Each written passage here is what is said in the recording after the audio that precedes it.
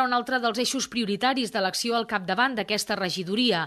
Sánchez considera que cal redactar un pla específic de formació pensat per especialitzar perfils professionals en diferents àmbits. La resolució del conflicte laboral és un altre dels temes prioritaris i ja s'ha començat a entomar, considera, amb molt bona predisposició per totes les parts implicades. Hi ha molta predisposició per part de tothom a aportar idees, suggeriments, propostes, i quan dic tothom és tothom. I a més, doncs, aquesta predisposició és en tots els sentits. El que sí que és veritat és que també detecto certa expectativa, d'una mica aviam quina serà la línia d'aquest nou govern.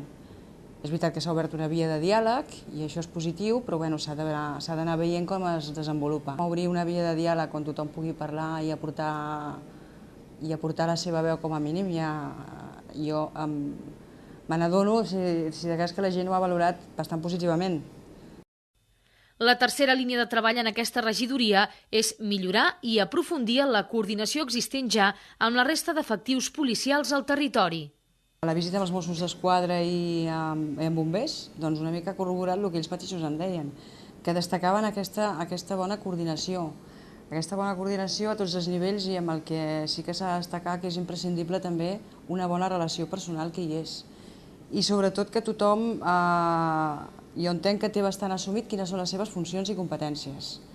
Llavors, no és un tema que sapiguem que està bé i que estem ben coordinats i ja està, sinó que s'ha de mantenir amb el temps i inclús millorar. Sánchez considera que la policia local té molt més a aportar en tot aquest engranatge i aquesta és una altra de les línies que treballarà a fons. Supervisar i garantir que el curs escolar arrenqui sense incidències i amb tot a punt ha estat la tasca en la qual s'han centrat els 100 primers dies de Toni Llobet al capdavant de la regidoria d'ensenyament.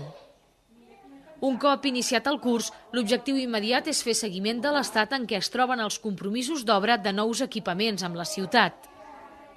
Tant l'obra nova de l'Institut de Cal Gravat, com l'obra nova de l'Escola Vall d'Aura, com l'obra que ha de servir per traslladar l'Escola Flama del municipi de Sant Fruitós de Bages a Manresa, que és on li pertoca, perquè és una escola de Manresa, aquests edificis, evidentment, que es faran, estan absolutament previstos. Una altra cosa és que hem de posar un calendari que sigui real. És a dir, el que segur que no farem, i de la meva boca no sortirà mai, és una data que després no es complirà o que després es demostrarà que jo me l'he inventada.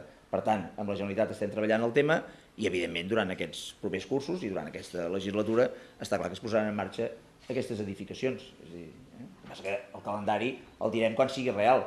És a dir, allò de dir, escolta, l'any que ve ja podem començar, com sabem que en algun lloc es va fer, en algun moment, i llavors dir, no, però no hi ha partida pressupostària. No, clar, això no ho farem, no ho farem. Ho direm quan realment es pugui fer perquè hi hagi la partida pressupostària i perquè hi hagi el calendari perfilat.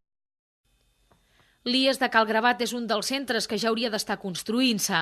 Va començar l'activitat fa 4 anys i aquest curs ja compta amb alumnat des de primer fins a quart d'ESO. L'activitat es desenvolupa en mòduls prefabricats. He visitat abans de les vacances de juliol totes les escoles, instituts i tots els centres escolars de Manresa, tots, precisament per veure com estan treballant tots. I, evidentment, l'Institut Cal Gravat hi he treballat, he parlat amb l'equip directiu, he parlat amb l'associació de mares i pares, he parlat de les inquietuds que els generen el calendari del nou edifici, però en cap moment es va plantejar que la situació que tenen actualment impossibiliti el treball de qualitat que fan els professionals, en cap cas. La filosofia de treball d'aquesta regidoria durant els pròxims 4 anys pretén revaloritzar el paper de l'escola. Precisament aquest serà l'eix de la conferència que Gregorio Luri pronunciarà el 18 d'octubre en el marc de l'acte oficial d'inauguració del curs escolar que es farà al Saló de Sessions de l'Ajuntament. No ha estat casual que haguem triat ni aquest conferenciant ni aquest tema, perquè aquest volem i vull que sigui expressament el lema dels 4 anys de legislatura, donar valor a l'escola.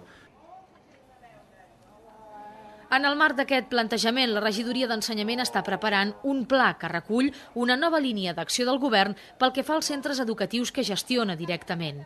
Abastarà aspectes que van des de l'oferta de places d'escolarització fins a les tarifes que hauran de pagar les famílies, les assignacions pressupostàries i els canvis que hi haurà en les concessions per a la gestió d'alguns dels centres.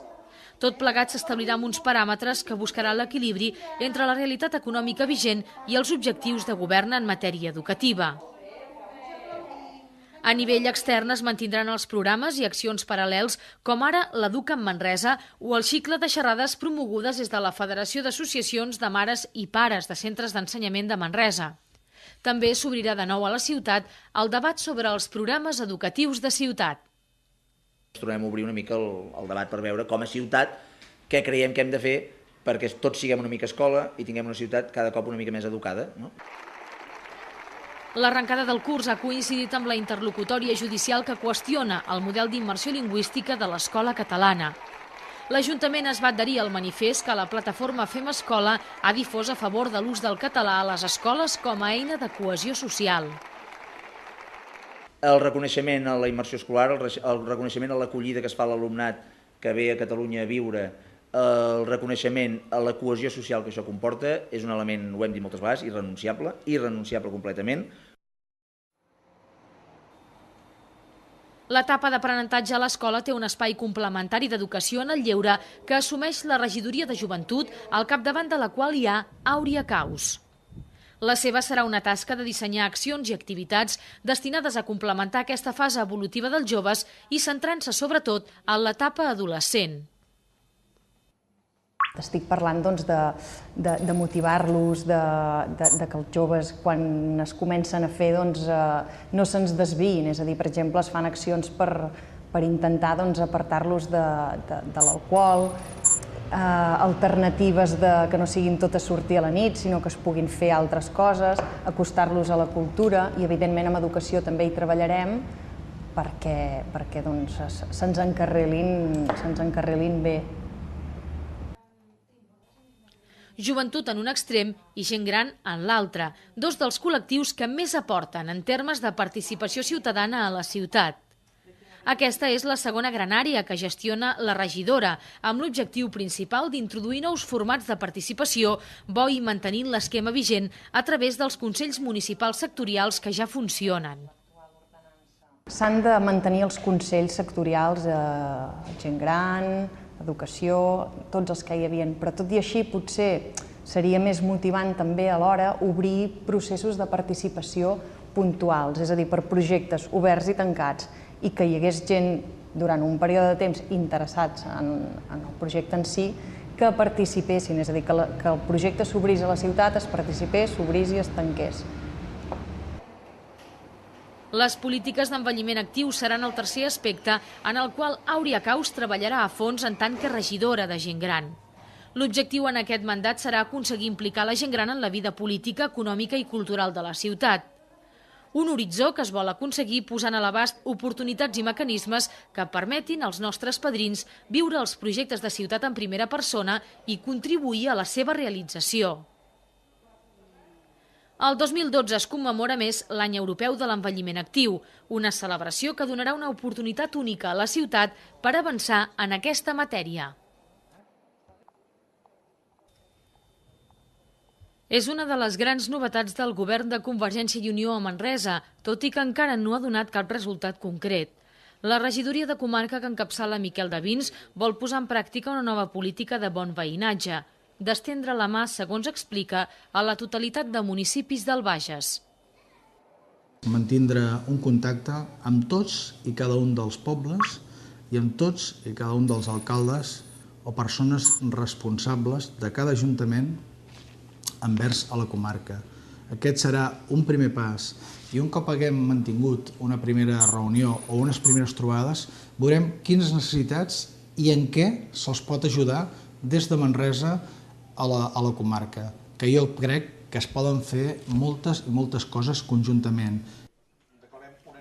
L'arrencada de Vins ha coincidit amb el capítol de rebel·lia que s'està vivint al si del Consell d'Alcaldes, motivat pel desacord en la designació del nou president d'aquest òrgan. Alguns ajuntaments no han acabat d'entendre la vocació d'aquesta regidoria, que està començant a estendre la mà als seus veïns i que pretén fer alhora un punt i a part en la manera com Manresa ha exercit el seu rol de capital fins ara. Hi ha hagut una mica de tensió amb el Consell d'Alcaldes perquè el govern del Consell Comarcal volia elegir l'alcalde, o sigui, el president del Consell d'Alcaldes, i tenim unes petites diferències entre el grup que domina el Consell Comarcal i el grup de Convergència i Unió. Aquestes petites discrepàncies, en principi nosaltres hem de recordar que som 15 regidors de CiU, més 3 independents, en teoria tindríem la majoria, però nosaltres creiem en el diàleg, podem mantindre un diàleg i crec que arribarem a un consens al final. Molt important és que nosaltres volem treballar de cara a la comarca, molt important, i amb la comarca. No volem imposar res. Vull dir, nosaltres estem per col·laborar amb la comarca.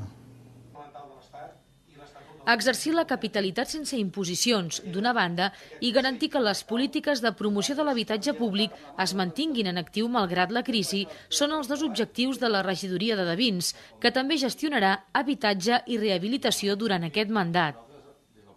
Jo no li parlaré del passat. A mi soc una persona optimista i m'agrada parlar del futur. Nosaltres sabem el que volem i cap a on anem.